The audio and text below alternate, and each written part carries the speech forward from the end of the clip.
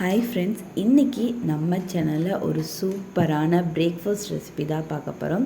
4 different type of healthy breakfast எப்படி பண்ணலான்ட்டு இன்றைக்கி இந்த வீடியோவில் பார்க்கலாம். உங்களுக்கு ரொம்ப யூஸ்ஃபுல்லாக இருக்கும்னு நான் நம்புகிறேன். வீடியோ பிடிச்சிருந்துச்சுன்னா சப்ஸ்கிரைப் பண்ணி சப்போர்ட் பண்ணுங்கள். இப்போ எப்படி பண்ணலான்ட்டு பார்க்கலாம் வாங்க. ஃப்ரெஷ் கார்ன் நான் எடுத்திருக்கேன்.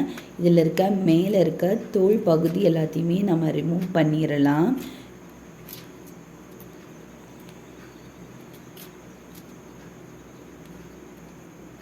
நான் ஓரளவுக்கு பிஞ்சு கார்ன் தான் எடுத்திருக்கேன். இதை நம்ம 3ஆக கட் பண்ணி எடுத்துக்கலாம். நம்ம குக்கரில் வேக வச்சு தான் எடுக்க போகிறோம். நீங்கள் ஸ்டீமரில் கூட வேக வச்சுக்கலாம்.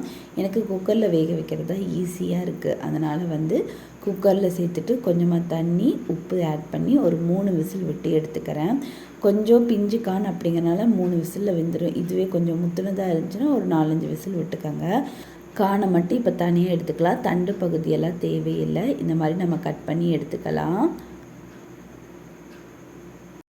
இதை ஒரு பவுலுக்கு நம்ம ட்ரான்ஸ்ஃபர் பண்ணிக்கலாம். இது கூடவே நல்ல பொடியாக கட் பண்ணி வச்சுருக்க பெரிய வெங்காயம் கொஞ்சமாக ஆட் பண்ணிக்கிறேன். தக்காளி, அரை தக்காளி ஆட் பண்ணியிருக்கேன். உள்ளே இருக்கிற விதையெல்லாம் ரிமூவ் பண்ணிவிட்டு ஆட் பண்ணியிருக்கேன். இது கூடவே கொஞ்சமாக கொத்தமல்லி தழை பொடியாக நறுக்கி சேர்த்துருக்கேன். மிளகுத்தூள், தேவையான அளவு உப்பு, ஃபைனலாக கொஞ்சம் லெமன் பிழிஞ்சு விட்டுக்கிறேன். அவ்வளோதாங்க, நமக்கு ஒரு ஹெல்த்தியான கார்ன் சாலட் ரெடி ஆயிடுச்சு. இது கூட நீங்கள் மாங்காய் கூட துருவி போட்டுக்கலாம், கேரட்டும் ஆல்சோ. செகண்ட் ரெசிபியாக ரவா கிச்சடி எப்படி பண்ணலான்ட்டு பார்க்கலாம். அடுப்பில் கடாய் வச்சுருக்கேன். கடாய் நல்லா ஹீட் ஆனதுமே தேங்காய் எண்ணெய் ஆட் பண்ணியிருக்கேன். எண்ணெய் ஹீட் ஆனதுமே 1 டம்ளர் அளவுக்கு நான் ரவையை இது கூட சேர்த்து நல்லா வறுத்து எடுத்துக்கிறேன். இதை நம்ம தனியாக எடுத்து வச்சிடலாம். இப்போ அதே கடாயை நான் அடுப்பில் வச்சுருக்கேன். கூட 2 ஸ்பூன் அளவுக்கு எண்ணெய் ஆட் பண்ணிக்கிறேன். எண்ணெய் நல்லா சூடானதுமே கடுகு, நல்லா பொடியாக கட் பண்ணி வச்சுருக்க இஞ்சியும் இது கூட ஆட் பண்ணிக்கலாம். இஞ்சி ஓரளவு வதங்கினதுமே 2 பச்சை மிளகாயை கீறி சேர்த்துக்கிறேன். இது கூடவே பெரிய வெங்காயம் நீல வாக்கில் கட் பண்ணி இது கூட ஆட் பண்ணிவிட்டு கொஞ்சமாக கறிவேப்பிலை ஆட் பண்ணி ஒரு 2 நிமிஷம் நல்லா சாட்டே பண்ணிக்கிறேன். இது கூடவே தேவையான வெஜிடபிள்ஸ் நம்ம ஆட் பண்ணிக்கலாம். இப்போ நான் கேரட்டும் பச்சை பட்டாணியும் இது கூட ஆட் பண்ணிக்கிறேன். கூடவே கொடியாக கட் பண்ணி வச்சுருக்க தக்காளி, கொஞ்சமாக மஞ்சள்தூள், இந்த காய் வேகிற அளவுக்கு உப்பு ஆட் பண்ணி நல்லா சாட்டே பண்ணிக்கோங்க. காய் வெந்து வரணும். அதுக்கு தகுந்த அளவு நான் இந்த டைமில் தண்ணி ஆட் பண்ணிக்கிறேன். காய் மூழ்கிற அளவுக்கு மட்டும்.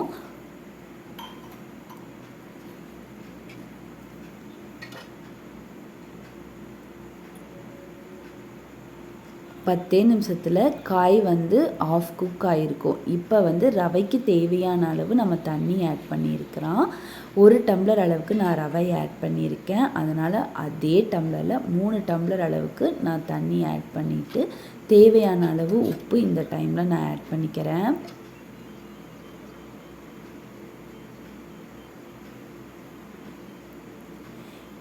தண்ணி நல்லா கொதித்து வந்ததுமே உப்பு ஒரு தடவை செக் பண்ணிக்கோங்க. உப்பு கம்மியாக இருக்கிற மாதிரி பார்த்துக்கோங்க. அப்போ தான் ரவா கிச்சடி டேஸ்ட்டு சூப்பராக இருக்கும். இப்போ நம்ம வறுத்து வச்சுருக்க ரவையை இந்த ஸ்டேஜில் ஆட் பண்ணிக்கலாம். நம்ம ஏன் ரவையை வறுத்து ஆட் பண்ணுறோன்னா அப்போ தான் வெள்ளை ரவை கட்டி சேராமல் இருக்கும். அதுக்காக தான். நல்லா பாயில்டாக வர ஸ்டேஜில் நல்லா பொடியாக கட் பண்ண கொத்தமல்லி ஆட் பண்ணி ஒரு 5 மினிட்ஸ் நல்லா தண்ணியெல்லாம் இருக்கிற வரைக்கும் விட்டுட்டு ஆஃப் பண்ணிங்கன்னா நமக்கு ரவா கிச்சடி ரெடி ஆயிடுச்சு. பாருங்கள், இப்போ பவுலில் ஒட்டாமல் அழகாக நமக்கு கிடைக்கும். தேவை அப்படின்னா கடைசியாக நெய் ஆட் பண்ணி கூட நீங்கள் இறக்கிக்கலாம். 3வது ரெசிபியாக ராகி சூப் எப்படி பண்ணலான்ட்டு பார்க்கலாம். இப்போ அடுப்பில் குக்கர் வச்சுருக்கேன். நீங்கள் கடாய் இருந்துச்சுனாலும் கடாய் வச்சுக்கோங்க.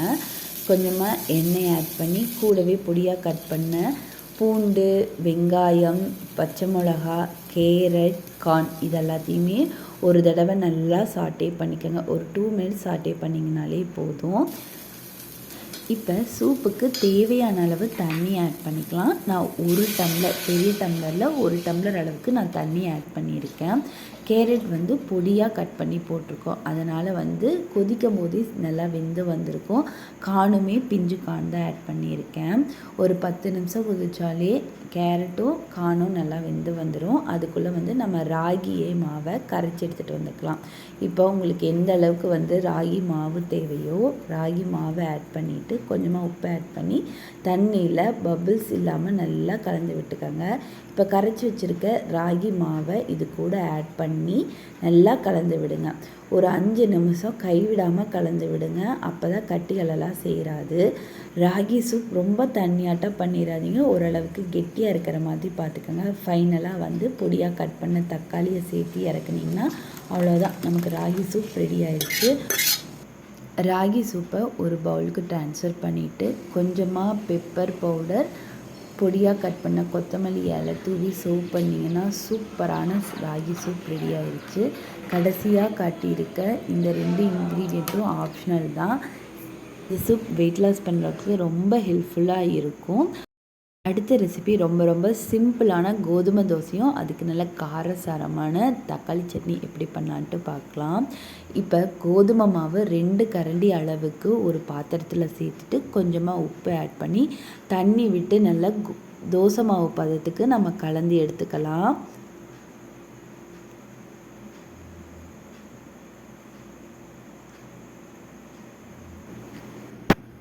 ஒரு 10 நிமிஷம் ரெஸ்ட் விட்டுடலாம். அதுக்குள்ளே வந்து இதுக்கு ஒரு சூப்பரான சைட் டிஷ் ரெடி பண்ணிக்கலாம். அடுப்பில் கடாய் வச்சுட்டு கொஞ்சமாக எண்ணெய் ஆட் பண்ணிக்கோங்க. ஒரு பெரிய வெங்காயத்தை நீல வாக்கில் கட் பண்ணி ஆட் பண்ணியிருக்கேன். இது கூடவே கருவேப்பிலை, 2 வரமிளகாய் காரத்துக்கு தகுந்த அளவு, கண்ணாடி பதத்தளவு வெங்காயம் வதங்கினதுமே ஒரு தக்காளி ஆட் பண்ணிக்கிறேன்.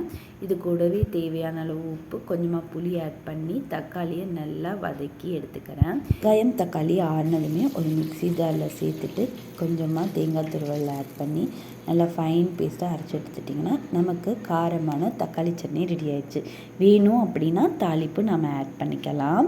ஆல்ரெடி நம்ம மாவு கரைச்சி வச்சுருக்கோம். இப்போ தோசை கல் நல்லா சூடானதுமே நம்ம தோசையை ஊற்றி எடுத்துக்கலாம். நான் கொஞ்சம் மொந்தமாக தான் ஊற்றி எடுத்துருக்கிறேன். கோதுமை தோசை சுடும்போது எப்பயுமே கொஞ்சம் லோ ஃப்ளேமில் வச்சு சுட்டிங்க அப்படின்னா தோசை நல்லா சூப்பராக இருக்கும். இதுவே முருகலாக சுடுற மாதிரி இருந்துச்சுன்னா இந்த மெத்தட் வந்து ஃபாலோ பண்ணி பாருங்கள். சூப்பராக கோதுமை தோசை வார்த்து எடுத்தாச்சு. இதுக்கு சைட் டிஷ்ஷாக நல்ல காரசாரமான தக்காளி சட்னி. இந்த வீடியோவில் காட்டியிருக்க 4 ரெசிபியுமே உங்களுக்கு ஹெல்ப்ஃபுல்லாக இருக்கும்னு நம்புகிறேன். இந்த வீடியோ பிடிச்சிருந்துச்சின்னா லைக் பண்ணி ஷேர்